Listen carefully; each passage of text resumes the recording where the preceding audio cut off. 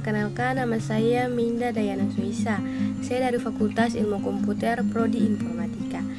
Pada video kali ini saya akan membahas yang pertama pengertian, yang kedua low fidelity prototypes, yang ketiga prototype high fidelity, yang keempat tools terbaik untuk membangun desain UI, yang kelima tujuan, yang keenam manfaat, dan yang ketujuh jenis-jenis, dan yang kedelapan metode.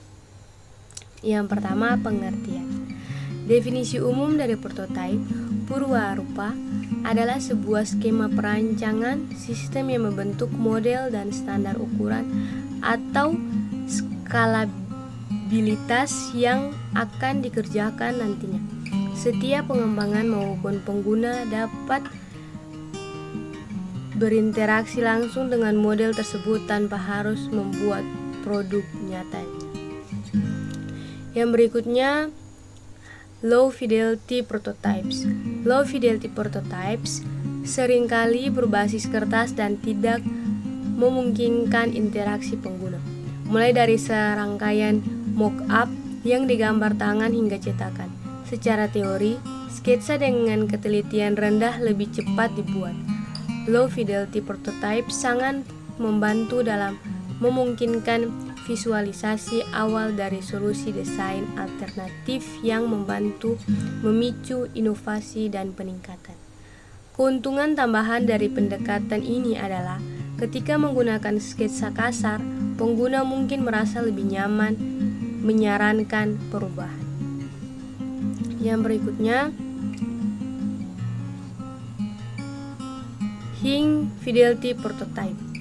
High fidelity prototype berbasis komputer dan biasanya memungkinkan interaksi pengguna mouse keyboard yang realistis. High fidelity prototypes membawa Anda sedekat mungkin ke presentasi antarmuka pengguna yang sebenarnya. High fidelity prototypes diasumsikan jauh lebih efektif dalam mengumpulkan data kinerja manusia yang sebenarnya. Misalnya, waktu untuk menyelesaikan tugas dan dalam demonstrasikan produk yang sebenarnya kepada klien, manajemen, dan lainnya. Yang berikutnya, tools terbaik untuk membangun desain UI. Yang pertama, Mockflow. Yang kedua, Blasamic. Yang ketiga, Axware. Yang keempat, Adobe.com. Yang kelima Sketch. Yang keenam InVision Studio. Yang ketujuh Figma. Dan yang kedelapan Adobe XD. Yang kesembilan Adobe Illustrator. Dan yang kesepuluh Origami Studio. Tujuan utamanya adalah supaya produk yang akan dirilis sesuai dengan permintaan user atau pasar, sehingga peran prototype sendiri adalah menjadi penghubung antar produsen dan konsumen untuk dapat mewujudkan produk berupa perangkat lunak yang sesuai dan tepat guna.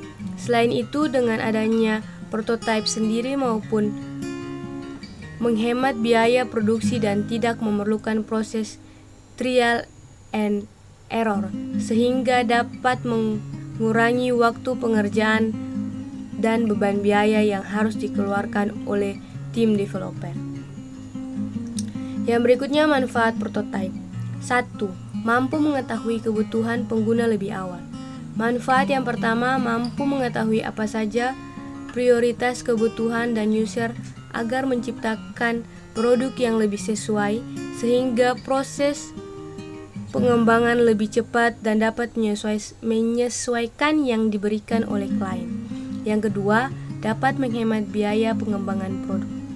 Keuntungan yang kedua, mampu menghemat dan mengurangi biaya pengembangan seminimal mungkin, sehingga lokasi pendanaan dapat digunakan untuk kebutuhan yang lain. Yang ketiga, mendapatkan gambaran secara lebih konkret. Manfaat yang terakhir, dengan adanya prototype, maka dapat memberikan concrete dengan membuat sketsa baik secara low ataupun high fidelity. Yang berikutnya jenis-jenis prototype. Sketch atau sketsa merupakan gambar yang dapat dibuat dengan menggunakan pensil atau bantuan alat tulis lain dalam sebuah kertas tanpa membutuhkan biaya yang mahal. Mayoritas sketch digunakan untuk tahap pembuatan desain awal untuk perancangan suatu produk. Yang kedua, wireframe. Wireframe merupakan konsep yang berpusat pada penyusunan tata letak desain dan di dalamnya terdapat unsur elemen berupa konten. Sebagian besar model wireframe menggunakan skala berwarna abu-abu dan hitam. Yang ketiga, mockup. Jenis yang terakhir adalah mockup, yaitu desain yang sepenuhnya dibuat berdasarkan kombinasi warna, tata letak, tipografi, dan konten di dalamnya. Mockup sendiri dapat mempresentasikan produk akhir secara lebih jelas dan tampak nyata. Yang berikutnya metode prototype. Melakukan pengumpulan informasi dan observasi awal. Membuat prototipe berdasarkan hasil analisa yang diperoleh. Melaksanakan proses evaluasi terhadap prototipe yang berhasil dibuat. Yang berikutnya melakukan pengujian ulang terhadap testing terhadap produk prototipe yang telah dibuat. Berikutnya melaksanakan pengujian ulang terhadap sistem sebelum masuk perilisan prototipe. Menguji cobakan sistem prototipe kepada user dan